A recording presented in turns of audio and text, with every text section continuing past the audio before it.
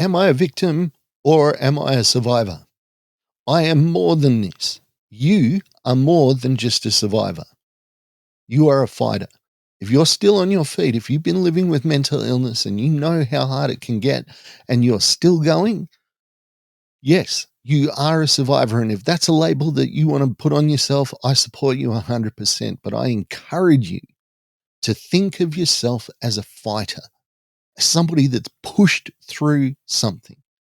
You don't just experience mental illness and then um, suddenly you get better. You get better because you fight. You get better because you haven't allowed the status quo to exist. The status quo of mental illness. You're weak, you're less than, you're hopeless.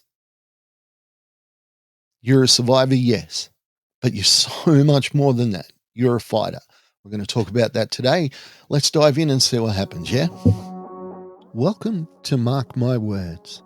Mark My Words is the story of my journey from a place where I was shattered to where I could live again.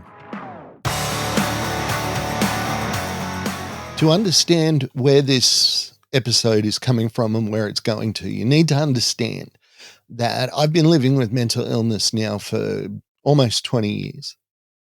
I have been a communicator in the mental health space for approximately 10 years. One of the questions I've always asked myself is because when I got hurt, I saw myself as broken. I saw myself as less than. Saw myself as being pathetic and hopeless and useless and worthless. And then people started saying, are you a victim or are you a survivor? Which one are you? And you hear people, hands raised, fist in the air, I'm a survivor, damn it. It never really worked for me because I don't think you can survive mental illness. I think you have to fight your way through it. And you might not think that you're a fighter because you get knocked down so much, but you are a fighter. Now, yeah, if you're going to call yourself a survivor, that's fine. Whatever you want to call yourself is good. I mean, I hate around these conversations when, I went to this suicide thing and it was like all about how do we talk about suicide? And the first thing they did was said, don't say this is this. It was like I couldn't use my own words to tell my own reality because somebody else had decided that it was offensive. Now, if you call yourself a survivor, hey, I have no problem with that. Good on you. You have survived. Yes, you've absolutely survived. And that's not been an easy thing. But let's look at the difference between what I see as a survivor and a fighter. Drawing a long bow here. In the Titanic, there were people that jumped into boats, they were lowered into the water and they paddled away. They survived the experience. The people that were the fighters were the ones that ended up in the water and had to try and get out of the water. This is what mental illness was for me. It was the Titanic going down. It was sinking. And I didn't have a lifeline and I didn't have a boat to drop down into the ocean and just paddle along. And then, you're cold and you're suffering and all that sort of stuff. But you get picked up by another boat. They put a blanket on you. You're good. Let's think about the people and not the people from the movie, because that door was big enough for two.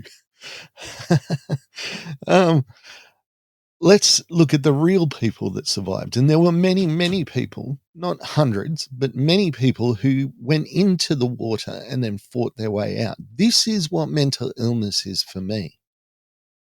I didn't just go down with the ship and have a lifeline and, had a horrible experience. I was thrown into the water. I had to make a choice. Am I going to live or am I going to die? Now, anybody that lives with suicidal ideation, anybody that lives with thoughts of self-harm, that entertains the idea of suicide, will understand that ending it is a legitimate choice. There's something else you need to understand about my state of mind at the moment.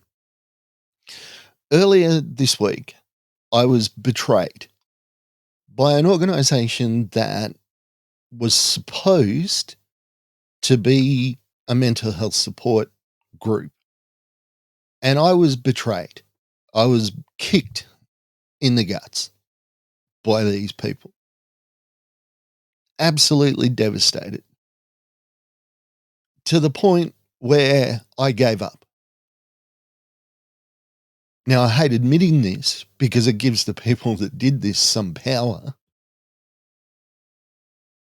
But in that moment, I was done. I couldn't fight anymore. I was done. It was over. If I had have had the means, maybe I would have ended it. I hope that I wouldn't. But, when you go to the depths of your mental health despair, I began to enact a plan. Didn't follow through with it. Now, did I survive this experience? No, I didn't. I didn't. I had to fight.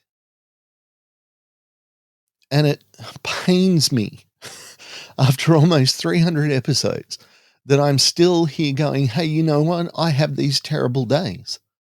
I have these horrible days. Days where it's hard to fight. It's hard to keep going. I was in the car and I was listening to a song and it said, are you a victim or are you a survivor? And I was like, okay, I'm a survivor. And then the next song came on and it said these words as part of the chorus, all I want to do is fight. And I always thought of that as, you go out to a nightclub and you look for somebody to beat up. But it took on a different, I guess, aspect for me. All I want to do is fight. All I want to do is just stay here and take back what I lost. Because I lost a lot when this organization kicked me in the guts. I'm not going to go into it, but what they did to me was staggering. And when this song came on, all I want to do is fight. All I wanted to do was get back to where I was before they kicked me in the guts. Not back to healthy, 100% healthy, but back to my brand of normal, where I could be the fun me, where I can be the happy me, where my family enjoys me. They don't have to endure me, which is something that my family's had to do a lot. I have had to say, look, somewhere deep inside there is a guy that we love who makes us smile, who makes us happy. And we just have to endure all the horrible aspects of his mental illness until he can pick himself up again. And I have to tell you, I didn't just survive this experience. I had to fight. I have to keep fighting. It's not a battle that you fight once and it's done. It's, it's like the tide coming in. You can make your preparations to a certain point and then the tide comes in further. So you make your preparations further back and further back and further back, but you don't give in to the tide and get sucked out to sea. You get yourself back onto a stable footing. And that's what I'm trying to do at the moment.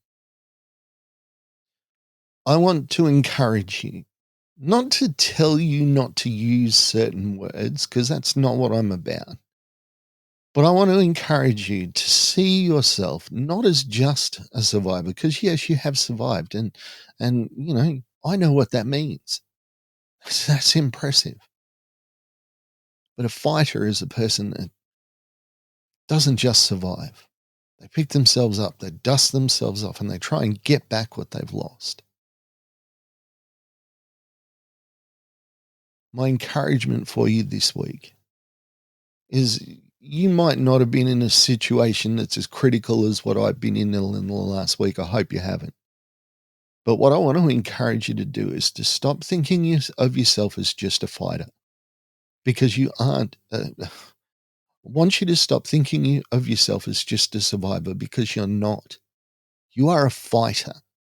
You are power. You have power that people that haven't gone through the mental illness stuff will never be able to understand. Yes, you're a survivor and I stand with you, but you're also a fighter. You're a fighter because you're listening to this random podcast. You're a fighter because you're not going to tolerate living where you were yesterday.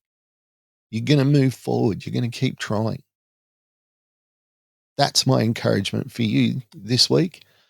I'm going to leave you with a little surprise. My family went on a holiday to the coast and we stayed in a tent. And at about 1:30 in the morning, we heard this rustling outside the tent. And we thought, oh, it's a possum. Maybe it's a rabbit. Maybe a fox.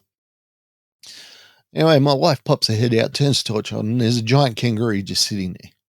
He's going through our stuff. So my wife just is talking to this kangaroo, like, mate, don't go through our food. He's trying to get our bread. And she pats him a couple of times and she takes what he's eating and hides it. A little while later, we hear the rustling again, but this time it's much louder. Now, you have to understand, I can only sleep drugged. I have to take a lot of medication to sleep. So when I wake up in the middle of the night, I am useless. I'm worse than useless. I'm in a drug-addled stupor. So I know things are going on, but it kind of feels like a dream. Anyway, the noise is much louder. I wake up in the morning and find out that one of the kangaroos was basically lying on my son. He'd broken into the tent and he was he was scrounging around for food and he just put his little paws down and he's like almost looked like he was trying to get comfortable. My wife's pushing this kangaroo, she's talking to it, and she had to lure it out. She had to get some of the bread and chuck it outside the tent. If I hadn't fought,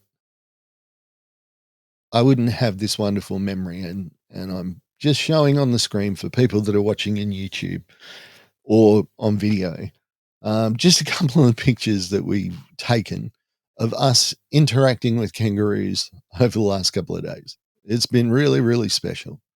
And the thing of it is that if I wasn't a fighter, I wouldn't be enjoying this wonderful time with my family, this wonderful experience. I would have missed it completely. Even if I hadn't ended my life, but if I had just said, look, things are too hard for me to go on a camping trip, but I didn't. I fought. And wonderful things have happened. Don't see yourself as just a survivor. You're more than that. You're a fighter. You have strength that other people will never know or understand. I'm proud of you. And I very much look forward to speaking to you next week. Bye for now. Thank you for listening to Mark My Words. I'd like to thank my producer, Meredith Brosnan, and also Torian, Kevin, and Lorraine. And I can't forget the band Adelaide, who allows us to use their song as our theme.